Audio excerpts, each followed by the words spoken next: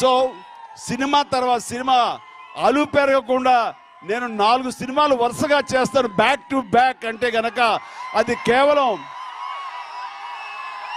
నాకు ఆనందమే, కానీ నాతో పాటు ఎంతో మందికి ఉపాధి కలిగిస్తున్నాను అన్న తృప్తి నాకు చాలా ఎక్కువగా ఉంది నాకు. అలాగా ప్రతి ఒక్కళ్ళు పని చేస్తేనే ఎంతో మందికి ఉపాధి కలుగుతుంది, ఎన్నో కుటుంబాలు బాగుంటాయి, ఎన్నో కుటుంబాలు బాగుంటే ఆ ఊళ్ళు బాగుంటాయి, ఎన్నో ఊళ్ళు బాగుంటే ఆ దేశమే బాగుంటుందని నేను నమ్మి ప్రగాఢంగా చెప్తాను. ఫస్ట్ ఆఫ్ ఆల్ యువత అనేది బానిసలు కాకూడదు అలవాట్లకు. ఈ రోజున చాలా చోట్ల కొన్ని బలహీనతలు లోనవుతారు. అది మాదక ద్రవ్యాలు కానివ్వండి, అతిగా మందు తాగడం కానివ్వండి, లేదా ధూమపానం చేయటం కానీ, ఇలా వంటి వాటికి దూరంగా ఉండగలిగితే మీరు బాగుపడటమే కాకుండా, మీరు ఆరోగ్యంగా ఉండటమే కాకుండా మీ కుటుంబాన్ని కూడా సంతోషంగా ఉంచిన వాళ్ళు అవుతారు.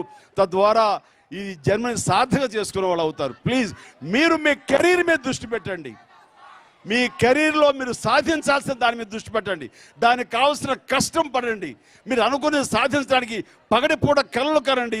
ఆ కళల్ని మనం సాధించుకోవడానికి నిరంతరం కష్టపడండి. ఎవ్వరికి ఏది అందకుండా పోదు. వాళ్ళు అనుకున్న కళలు నెరవేరకపోవడం అనేది జరగదు. దానికి సాక్ష్యం నేనే.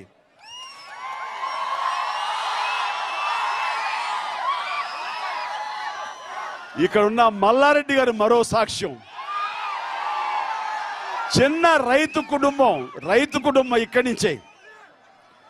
ఆయన పాలు అమ్ముకుంటూ రైతాంగం చేసుకునే కుటుంబం పుట్టి ఈ రోజున ఇంత పెద్ద విద్యా సంస్థలకి ఇంతమంది విద్యార్థులకి జీవితం ఇవ్వడం కోసంగా ఆయన అతి తక్కువలో పేద విద్యార్థులకు కూడా బాగా చదువుకోవాలని సదుద్దేశంతో ఆయన మినిమం ఫీజులతోటి మీ అందరికీ ఇంత విద్య అందిస్తున్నారంటే ఈయన కూడా ఒక చరిత్రకారుడే. ఒక్కొక్కళ్ళు ఒక మల్లారెడ్డి కావాలి, ఒక్కొక్కళ్ళు ఒక చిరంజీవి కావాలి. దానికి నిబద్ధత ఉండాలి, నియంత్రణ ఉండాలి, మిమ్మల్ని మీరు క్రమశిక్షణతో ఉండాలి, డెడికేషన్ ఉండాలి, మీ ఫోకస్డ్గా ఉండాలి. మీరు ఏ అవ్వాలనుకుని కాలేజీలో చేరారో, ఏమి సాధించాలనుకుని చేరారో అది నిరంతరం అదే తప్ప మైండ్లో ఇంకోటి ఉండకూడదు. సిగరెట్లు కానివ్వండి, మద్యపానం కానివ్వండి, లేకపోతే వేరే మాదక ద్రవ్యాలు కానివ్వండి, ఇలాంటి వ్యసనాలన్నీ తాత్కాలికమండి. అది ఇవ్వదని సుఖం, అది కష్టాన్నే మిగులుస్తుంది మనకి, మన కుటుంబానికి అన్ని రకాల బాధని నింపుతుంది. అది కాదు. అమ్మా నాన్న చూడండి, ప్రతి క్షణం మనం చూసి వాళ్ళు ఆనందపడుతూ ఉండాలి. నేను అమ్మా నాన్నలు నా మీద నమ్మకంతో వదిలేశారండి. నేను ఆంజనేయ స్వామి నమ్ముకుంటూ, ఆంజనేయ స్వామి భక్తితోటి నన్ను నెంబర్ 1 హీరోని చెయ్యి, నేను నిరంతరం నేను పూజిస్తూ ఉంటాను, నిరంతరం నీ పాదాలను మాత్రమే నమ్ముకుంటాను అని ఒట్టు పెట్టుకుని వెళ్ళాను. అది ఆ స్వామినే కోరుకున్నాను. ఆ స్వామి ఇచ్చాడా? నా మనసులోనే నేను నియంత్రించుకుని, సబ్ కాన్షియస్ మైండ్లో నేనే దాన్ని నియంత్రించుకున్నానా? అది డిస్కషన్ అనవసరం. బట్ ఆ స్వామి నన్ను ఈ పొజిషన్లో పెట్టాడు. నా కుటుంబం ఈ రోజు చాలా బాగుంది. అమ్మా నాన్నలు గర్వించేవారు. అలాగే నా తమ్ముళ్ళు వాళ్ళందరూ అభివృద్ధిలోకి వచ్చారు. పవన్ కళ్యాణ్, రామ్ చరణ్, అల్లు అర్జున్, వరుణ్ తేజ్, సాయి ధర్మ తేజ్, వైష్ణవ్ తేజ్,